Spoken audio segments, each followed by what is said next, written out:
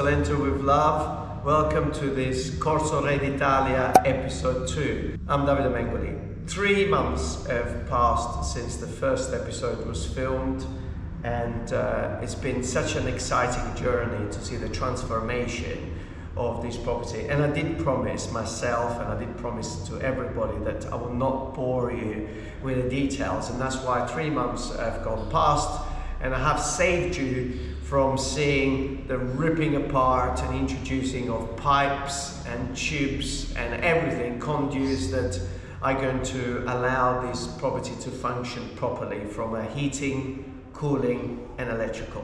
But what about if we go around and look, I was just studying the map and just making sure that nothing has been forgotten now that we're getting to the next stage, which is, well, first of all, the fantastic thing that has been achieved here is leveling the entire property. So it was actually a 2-step job, because this property, being so large, probably over the decades, was divided with 2 families.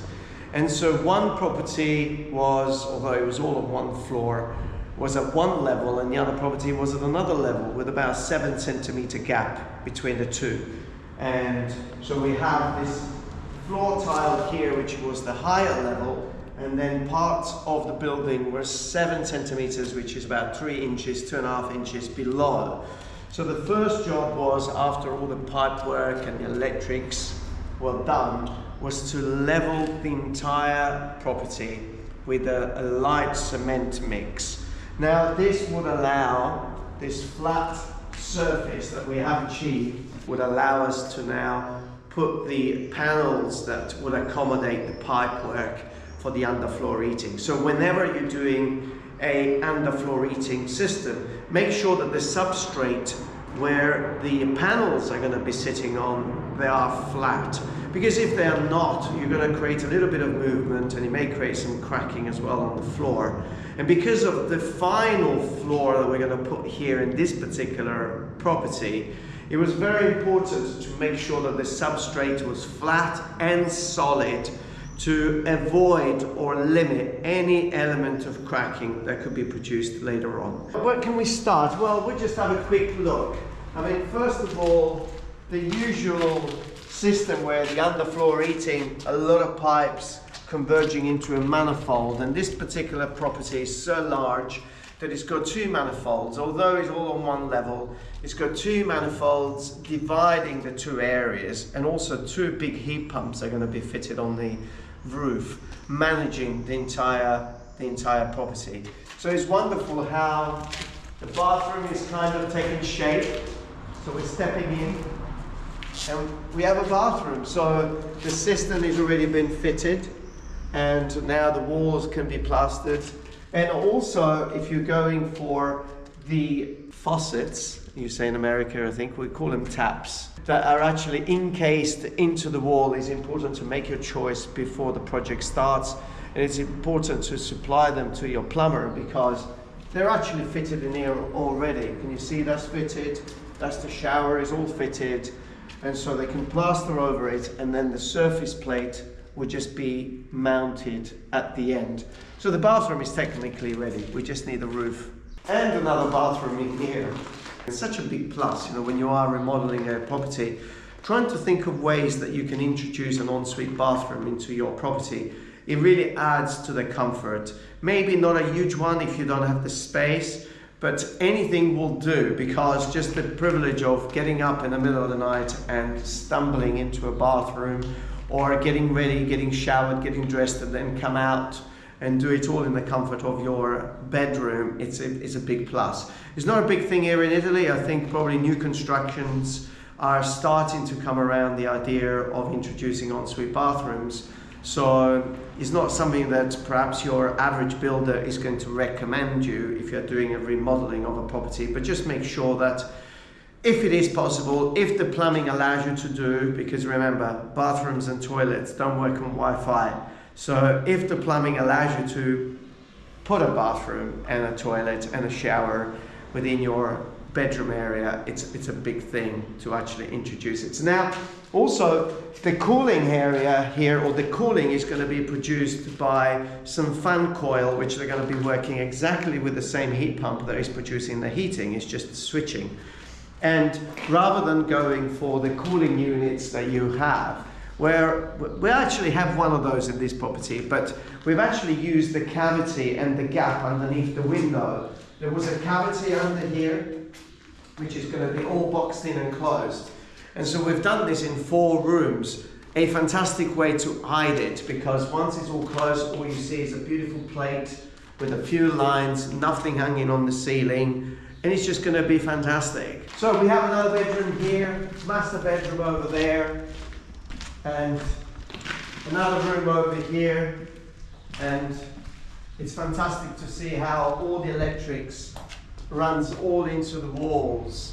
Also very important when you are producing such a fantastic work to make decisions of where certain elements are going to be fitted. So for example, your manifold, well, we're about spending a little bit of time and trying to find areas of the house which are not going to be straight out there when you walk past. But at the same time, there are some technical elements. The manifold for the underfloor heating needs to be just above the actual heating system. And this is to avoid any hair or any bubbles to actually form in the system and not allowing the system to perform at its best. So very good. So if you're working with a good plumber, he's going to tell you that. But also, it's important for the manifold that is managing the underfloor heating to be close to the center of the building, distributing the heat. And so finding a good location is very important. So now the same thing would apply to your fuse box, your board, that is going to contain all the switches managing the entire property. So in this particular case, this is the way up to the roof. And we thought, well, it's a little bit out of the way. It's a perfect place. It's siding. The kitchen, oh, we've got a few swallows in the house because I've opened all the windows. We're actually stepping into the kitchen, so things have taken shape as well in the kitchen from a plumbing and heating point of view. And this is also very important, plumbing and electrics I meant, but this is also very important when you are doing a remodel of a property. The dynamics of a kitchen are probably one of the most important parts of your property, the kitchen, the bathrooms, and it's not the sort of thing that you can change too much. You've got to make your decisions, and it's good to make those decisions before the work is started. This avoids the plumber and the electrician to be kept called in and moving things because you didn't make your right decisions right at the beginning. So in this particular case, a lot of planning was done. You saw the drawings at the beginning, and so we know exactly where the kitchen sink is going to go, we know exactly where the fridge is going to go, we know exactly where the induction top is going to go. And it's beautiful. In this particular kitchen, everything is going to be at one level, with the extractor for the cooking, rather than being over the top, being incorporated into the cooking top. You may want to consider, when the house is cut and open, I use the word chase. People say, what does chase meaning? But chase is like when you are chasing, you're cutting the wall to put your pipe work, your conduit for your electrics. Now, everything is going to be covered over, just like our veins, our tendons, our muscles, they're all inside. You don't see them, but they're allowing us to move. Well, it's the same thing with pipeworks, with electric conduits. So why don't you think ahead, potentially, of different applications for the property? The cost will be very, very limited. So at this stage, you may say, oh, I don't need an air conditioning unit in here. But you may want to just run it there and just have it there, and then it could be covered over, and maybe there will be just something showing that there is something behind there. But maybe 5 years down the line, you think, you know what, we want to boost the heating, we want to boost the cold air, and so you've got everything running through the walls. What about thinking about an additional bathroom if it's possible? And you think, okay, I don't want the bathroom there, but what about running some plumbing and just leave it buried? And then taking some photographic material showing everything where it is and a detailed plan with measurements. Maybe 5 years down the line, maybe 10 years down the line, you're going to sell that property. And for the buyer, that added element is going to be a deal breaker. knowing that it doesn't have to rip the entire property apart to put an additional toilet there or to split the property into two, it's going to be a deal breaker. So think about that. It's sort of the sort of thing that do make the difference, not just in giving you the comfort right then, but also adding to your exit route eventually, or maybe never, who knows, but probably adding to your options, which is always good to have options. So in this particular case, talking about the air conditioning unit, we have a big unit that is going to be there. It's embedded into the wall, it's going to be flush with a wall, and that's because we didn't really want to have anything in the ceiling. It's beautiful open space with an fresco up there. But then if we feel that it needs to be boosted, maybe we don't think so because the measurements and the calculations have been done. Okay, you can have another one. So fantastic, really. So anyway, what I wanted to say is that it's been an interesting 3 months here. Things that don't happen just by doing that, but they do happen as a result of planning. So just like you saw me looking at that plan, make sure you have a structure before you actually start dealing with every model. Make sure you've got your electrician, your plumber, that they know what they're doing.